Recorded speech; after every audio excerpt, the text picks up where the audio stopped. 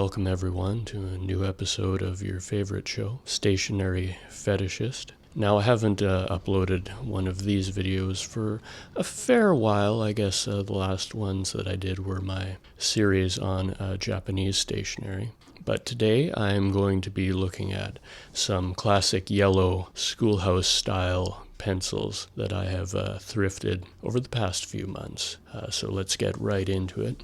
Now, first of all, I don't usually, I tend to buy unsharpened, unused pencils. However, this is just an exception. I got this, as you can see, it is a Berol Eagle. Now, if you remember in one of my previous videos, I had found the Berol Eagle pencil. I'll put a link up here so you can see what I'm talking about. Now, it was a pencil that I remembered from my childhood, and I had found some at the thrift store. However, I remembered them having like a blue font, but those ones that I found, they were USA made and they had a black font. So I wasn't sure if I was maybe misremembering or what not, but turns out I wasn't misremembering. And I have actually found one of these pencils, Berol Eagle, with the blue writing on there, the blue typeface, that I actually remember from my childhood. So it was nice to be able to see that I wasn't going crazy. As it were, my memory was in fact correct, and there was Berol Eagle. I'm assuming this is a Canada manufacturer for the Canadian market, as opposed to those previous ones I found, which were made in the USA. So I just wanted to start off with that interesting little bit of information as just a follow-up to that previous video. So let's set that aside and let's get into my haul, #haul. So first off, I've got these 4 pencils. I'll just bring it in close here, see if I can get the camera to focus on that. Now, this is a Canadian manufacturer. It's called the Eberhard Faber Star 694 HB. And as you can see, it's kind of a classic pencil. Not too embellished ferrule there, but it is a nice kind of a copper tone to it. Nice finishing overall on the shaft. It feels nice and smooth. Printing, embossed printing on the shaft there as well. So I've got 4 of those.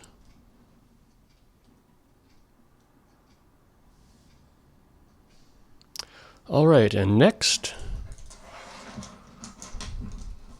Now these are called Westab, a brand that I've not heard of.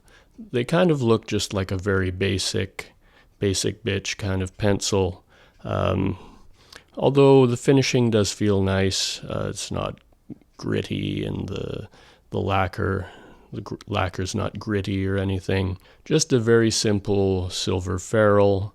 Simply says Westab on there. Now, one of these is actually different than the other. Looks pretty much the same, although the color of the painted exterior is a slightly darker shade of yellow, a more neutral tone. And this one is in fact stated made in the USA. I'm not sure if you can see that on camera, but I suppose this was maybe an earlier iteration of this pencil. I'm assuming that these ones are not made in the USA. And the finishing does feel slightly nicer on this, although it still appears to be kind of a basic, lower end, classic school pencil.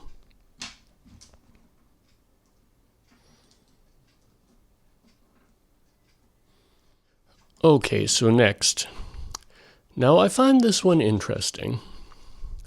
This is called a Tian Tan pencil made in Harbin, China. I hope that I pronounced that correctly. Now, generally, Chinese pencils, they don't interest me that much. They're generally something that has been outsourced from kind of the big Western manufacturers, Papermate. Just to kind of mass produce something at a low quality.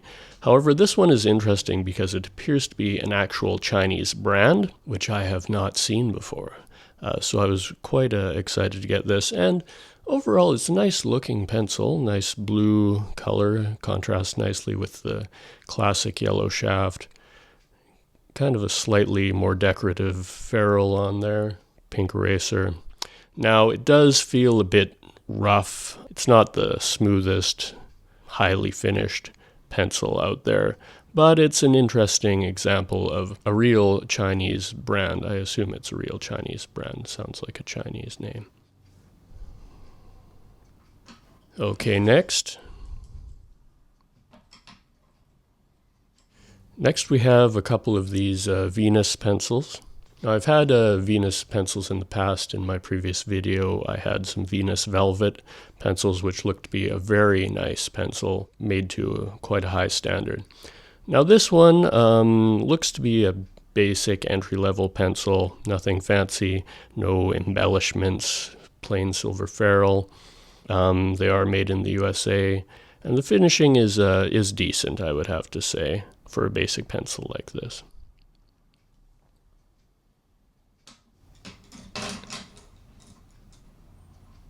And next, we have another Canadian-made pencil, and this is one that I have not seen before.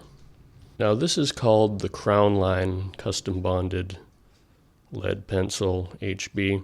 Now, to me, this looks kind of like a mid-range pencil. It doesn't look super high-end, and it doesn't look basic. Nice colored ferrule on there, nice text, and made in Canada. Quite a cool little pencil. Glad to have that in the collection.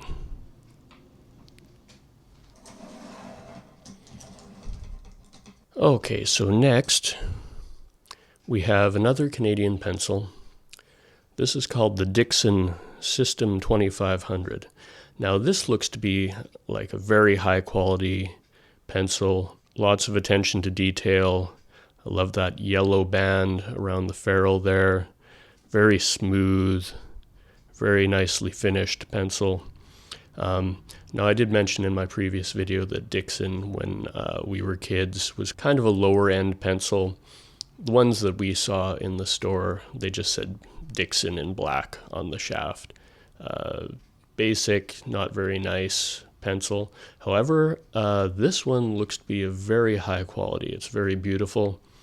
Love the design there, an interesting font. An italic sans serif there, very interesting. Lovely, lovely looking pencil, and another one that I have never seen before. Okay, so next, now I found a whole box of these. These are called, if I can get it to focus as usual, the American pencil. Brought to you by Sanford. And you can see the copyright date, 2001. So these are, as is obvious, an American-made pencil. Just pull one out of the package here. As you can see, it's just a very, very basic, entry-level, I assume, pencil. The finishing is not that nice. It's a little gritty. That isn't very smooth, as you can see around there, irregularities, etc. Plain silver ferrule, just a basic pencil, but one that I have never seen before. As you know, I grew up in Canada, so we were generally exposed to pencils specifically manufactured for the Canadian market. Okay, so next, here's another whole sleeve of pencils that I got. This is called the American Eco Writer, made by Eberhard Faber. Made in the USA. And what's interesting about these is they are made from recycled cardboard and newspaper fibers. And just aesthetically, the first thing that you'll notice is this green eraser as opposed to the classic pink eraser, and green again on the shaft here. The lettering is green. USA bonded. Now this is a very nice feeling pencil, super smooth, crisp embossing or debossing or stamping, if that's the right terminology for where it says USA bonded there. Very, very crisp. Plain silver ferrule, but overall a very, very nice pencil. And interesting because it's not wood. It's made out of recycled fibers, and I guess that's why they have made the choice to put a green eraser on there, just to highlight the green environmental aspect of this pencil. Okay, next, another box. These are Venis velvet, which I had mentioned before in this video. Now, I had acquired some Venis velvets before, which I shared in my other video. Now, these are slightly different than those ones in that you can see here the printing on the shaft is gold as opposed to the blue on those ones. Now, the company that manufactured these, if I can get it to focus there, is Faber Star, the Toronto, Canada division. So I suppose those other ones that I got were made for the American market. These are made for the Canadian market, or were made, I should say. They do not manufacture these anymore. So let's just get one of these out. Take a closer look. Okay, and this seems to be more of like the prestige line of the Venis pencil. Lots of attention to detail here. Painted band around the ferrule, which is always nice. Nice, smooth finishing on the shaft. Very nice, very uniform. No grit, no grittiness, no irregularities. Very beautiful pencil.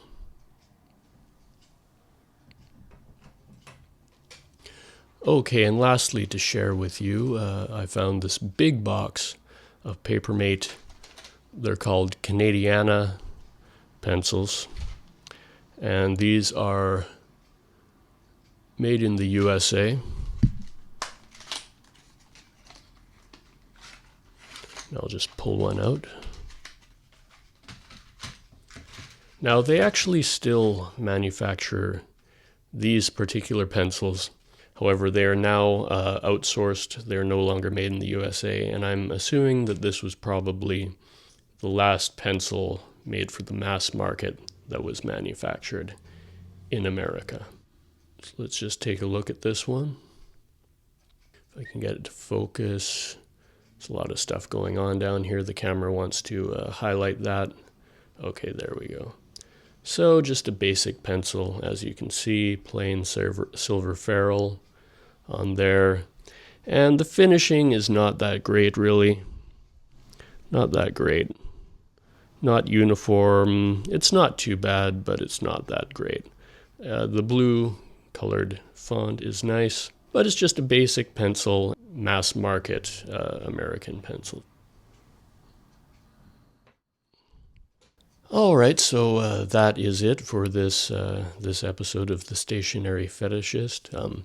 Quite a lot here to see. I hope you enjoyed that. Make sure you leave a like, subscribe, follow me on each social medium I am on there: Facebook, Tumblr, Twitch, Tinder, Grindr, etc. Follow me there. I'm always putting out content. Well, not too consistently, but I put out content anyway. So thank you for watching. Hope you enjoyed this. Just leave a comment down below. It doesn't matter what you say, but it helps with the algorithms. All right. Thanks a lot, guys.